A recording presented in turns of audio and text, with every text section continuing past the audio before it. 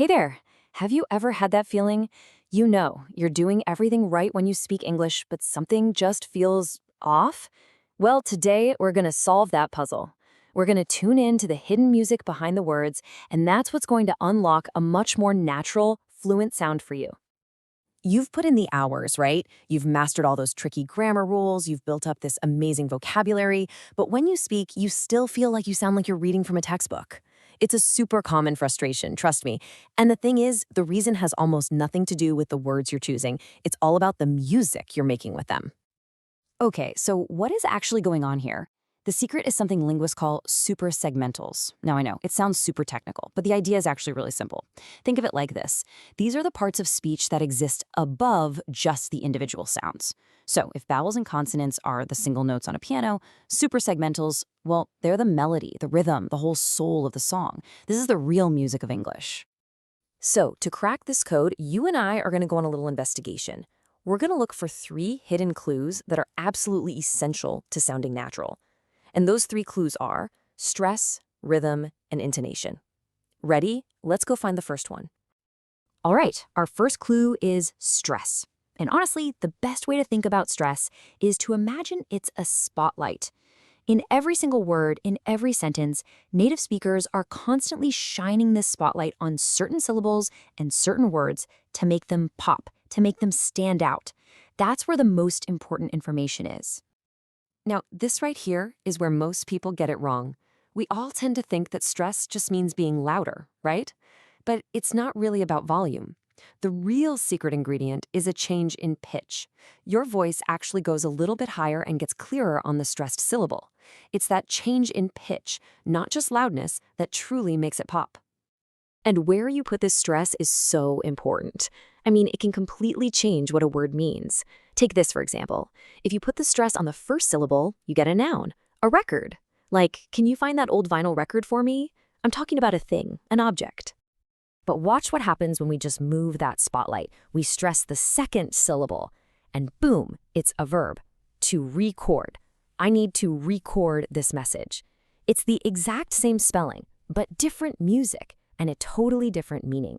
That's the power of stress right there. Okay, so that's how the spotlight works on just one word. But what about a whole sentence? Well, there's a pretty simple rule of thumb. We shine that spotlight on what are called content words. These are the important ones, the nouns, the verbs, the adjectives, the words that carry the real meaning. And we kind of dim the lights on the function words, you know, those little grammar words like the, of, that just connect everything together. Let's try one. Just listen for the pulse, for the beat, in this sentence. The teacher wants a drink of water. Hear that? Ba-dum, ba-dum, ba-dum, ba-dum. The pulse is on teacher, wants, drink, water. Those are the words that give you the main message. And this is what happens to all those other little words, the unstressed ones. Words like the, a, and of. They just get compressed, they get weakened, almost swallowed. Native speakers kind of rush through them to get to the next important beat. This is the absolute key to getting that natural, flowing sound. And you know what? It leads us perfectly into our second clue. Okay, clue number 2 is rhythm. And if stress gives us the individual beats, then rhythm is like the steady heartbeat of the entire language. It's what gives English that specific flow, that cadence, and honestly, it's one of the biggest things that makes English sound so different from many other languages.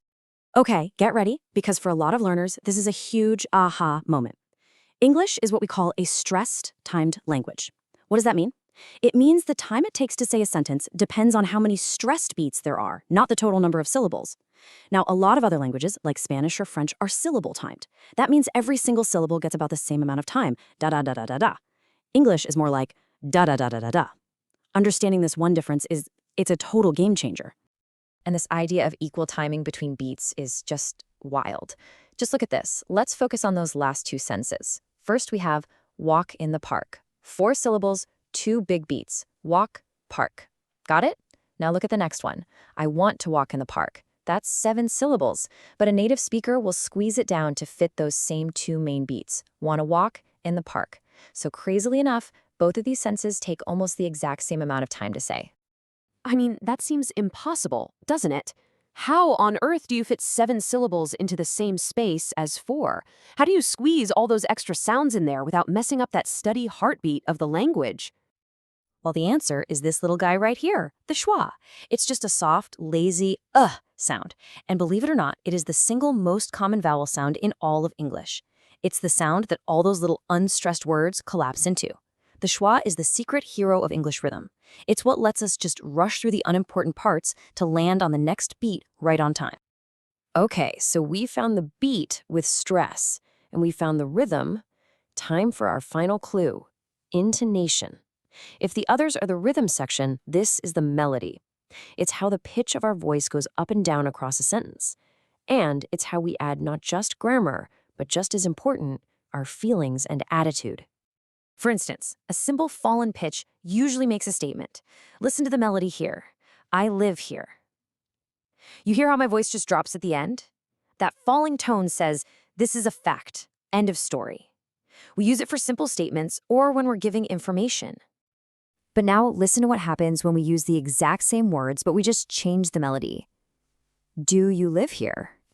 That little rise in pitch at the end completely flips the meaning. It turns a statement into a question. It's a signal that says, hey, I'm expecting an answer from you. The music really is the message. And intonation is about so much more than just grammar. It reveals our attitude, our feelings. Let's take a simple phrase, thank you. If I say it with a falling pitch, thank you. It sounds pretty sincere, right? Like I really mean it. But what if I use a rising pitch? Thank you? Suddenly it feels more like a routine, maybe even a little questioning. See what I mean? The melody carries the emotion. All right, our investigation is officially complete. We found our 3 clues: stress, rhythm, and intonation. So now, the fun part. Let's put it all together and figure out how you can actually start speaking the music of English. So here it is, your 3-step plan to get started. Step 1, find the stress. Whenever you're speaking, just look for those main content words and shine that mental spotlight right on them.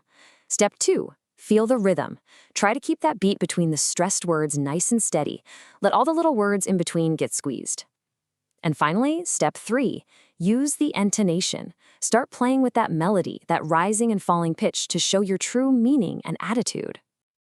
So why does all of this matter so much? Well, because mastering this music isn't just about sounding more natural. It's about being understood more easily, for sure. But here's the really crucial part.